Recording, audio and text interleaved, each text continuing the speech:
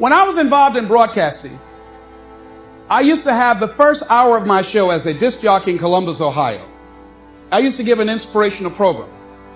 And there was a lady that used to call me by the name of Audrey Pelmore. Audrey worked at University Hospital.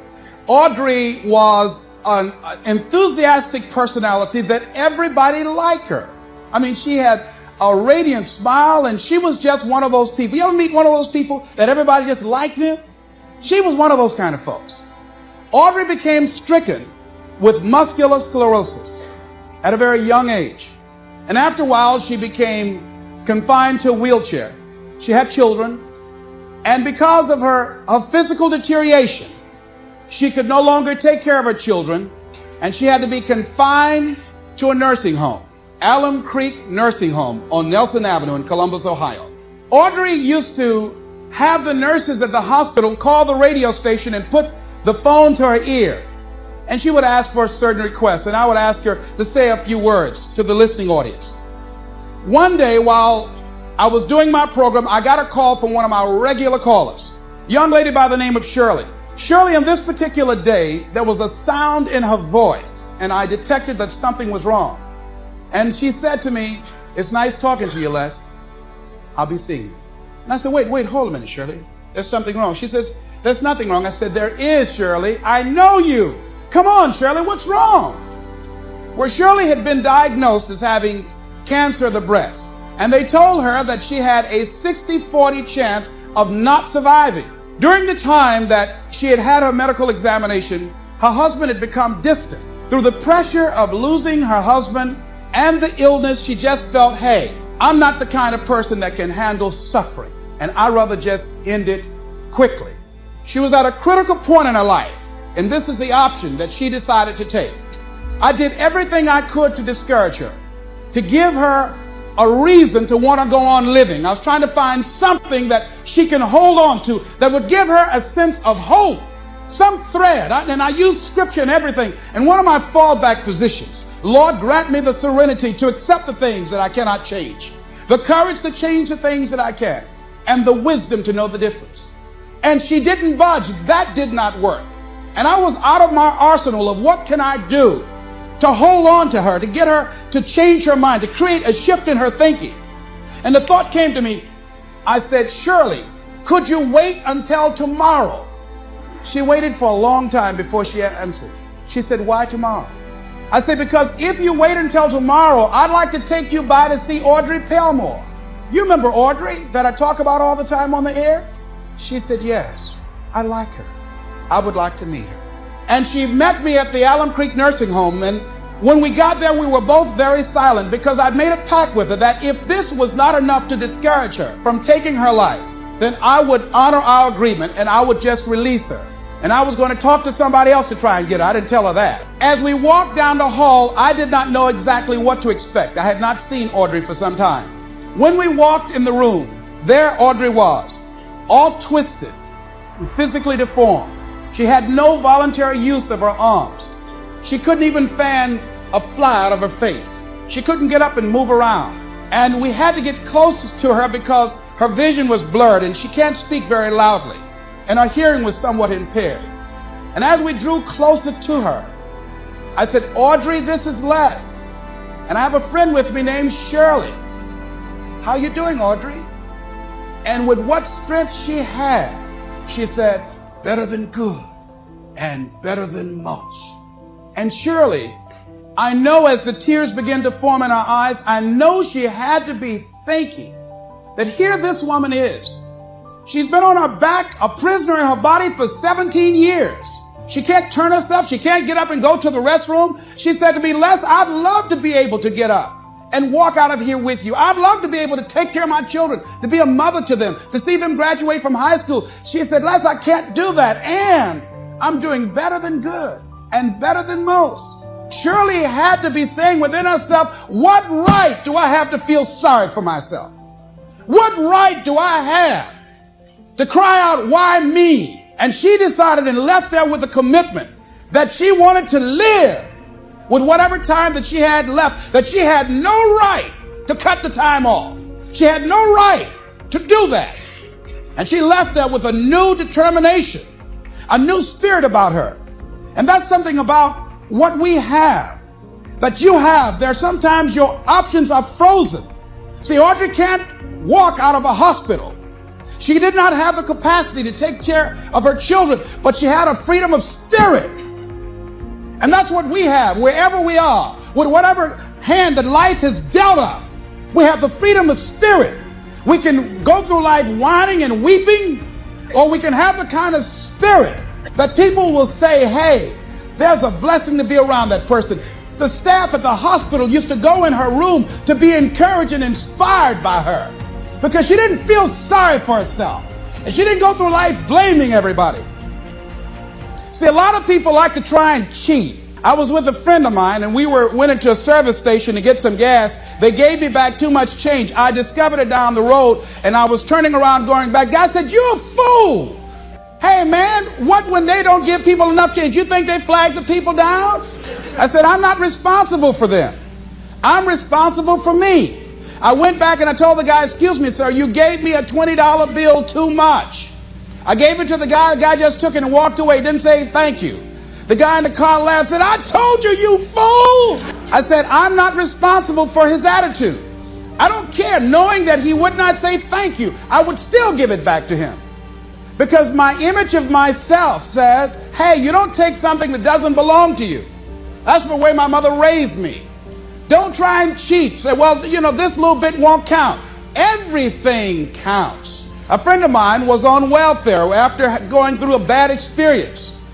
Someone, I think she and her husband became ill. They couldn't work for a while, and they went on welfare. After they both became physically well, he said, look here, we don't ever have to go back to work. We're making more money on welfare than we made when we were working, with all the Medicaid benefits and all of the food stamps and everything. She said, no. She said, we are not going to accept the checks anymore. He said, I'm not going to work. Now, you can go to work if you want to. She went down to the welfare department and said, don't send any more checks to my house. Lady said, excuse me? She said, now, I've been working here 25 years. No one has ever come in here and said, don't send any more checks here. Are you sure you're all right? Yes, I am. And she went home and told her husband, don't look for any more checks because I told them to cut the check off. Now we've got to find something to do. And they started a paper route and got over 1,500 customers and were making money hand over fist in a spirit of dignity and achievement, not ripping anybody off. That was a critical choice. She could have very easily said, well, everybody else is doing it, why don't I do it? But she decided not to follow the crowd. So let's begin to look at this guy called Joe versus the volcano, and let's see what's in it for us. I took the liberty of changing some things to enable them to be symbolic for us. And Tom Hanks plays this role, and for those of you that have not seen the movie, it's about a guy who was going to work every day. It was very depressing. I mean, when you see it, I mean, the photography is very dingy looking and gray and very dim lighting, and the people are going and looking drab, doing the same old thing every day in the same old way. Some of you work with people like that. There are faces that you wish you never ever saw. Am I right? I mean, if you never saw them again, it would be too soon. Am I right? I'm going right. All right. So this is what was going on. This guy was going into this job where it was a dead-end job. He wasn't happy. He was miserable. And many of us can identify with that. He knew that he was capable of doing more, but he had really given up on himself. He had really sold himself out. Yeah, some of us have done that. He made a trade-off. For whatever reason, he decided to do this. That's why we can identify with him. And the volcano is symbolic of the challenges that we invariably face in life, of the problems that many of us run away from handling. And he had to handle this. And how did he come in contact with this volcano? Well, what happened was he was going to this doctor constantly. He was a hypochondriac because he wasn't living his purpose. His dream had not found his life work. He would create illnesses for himself. And so what happened in the process, this doctor decided, he set him up really. See, when you're not living your goal, you go through life living like a victim. People can set you up for anything. They can run any kind of game on you and you go for it. I had a saying when I was in radio, stand up for what you believe in because you can fall for anything. Well, Joe didn't believe in very much, including himself and his dreams, see? So he was very vulnerable. And so Joe was set up by this doctor. This doctor told him that he had a rare disease and he had 6 months to live. This disease was called a brain cloud. He believed it. But you know something? It changed his life. It changed his life. And so he was told, look here, you don't have long to live anyhow. The guy said, why don't you do this? I'm going to give you all my credit cards, and this way you can live like a king, and there's something I want you to do. There was a catch. There's a volcano on an island that's about to erupt. And unless somebody jumps in that volcano, sacrifice their life, these people on this island will perish. Well, your life isn't worth much if you don't have that long anyhow. So why don't you take my credit cards, all my American Express, MasterCharge, take all of them, go live like a king and die like a man. And Joe said, okay. What did he have to lose? He was going to die anyhow. And his life didn't have any meaning and value to him as it was. So this was no big sacrifice on Joe's behalf. Now that says something about us, people, human beings, that when you have not structured your life so that it can have some meaning and value for you, that you'll be willing to throw your life away into anything. See, the volcano could be alcohol. It could be drugs. It could be a job that does not meet who you are. That you go through life, you're doing it so long, you're operating in this and you're acting out that role of mediocrity for so long, you think it's you. It could be a relationship that's no longer giving you what you want and creating dis-ease in your body. It could be any kind of circumstance, like in his work environment. It was toxic. It wasn't good for him. But he didn't have the guts to do anything about it, to act on it. So therefore, it was making him miserable. And as a result, he couldn't see the beauty of life. In fact, in the movie, see, they had in the concrete, there was a daisy growing up through the concrete. But people were so caught up in the depression and the gloominess of life, they couldn't even see the daisy when somebody just stepped on it one day. They couldn't see the beauty in life. See, that's what can happen to you in life, that you can get so caught up in the misery of it and the pain and the sickness and the depression and playing a victim and blaming everybody and everything rather than taking responsibility. It will blind you from seeing the stuff out there that's really beautiful. The builder. There was a man who was an efficient builder. He had worked for years in a large company and had reached the age of retirement. His employer asked him to build one more house. It was to be his last commission. The builder took the job, but his heart was not involved. He used inferior materials. Timber was poor, and he failed to see the many things that should have been clear to him had he shown even his normal interest in his work. When the house was eventually finished, his employer came to him and said, "The house is yours. Here's the key. It's a present from me." The builder immediately regretted that he had not used the best materials and engaged the most capable workers. If only he had known that the house was for him.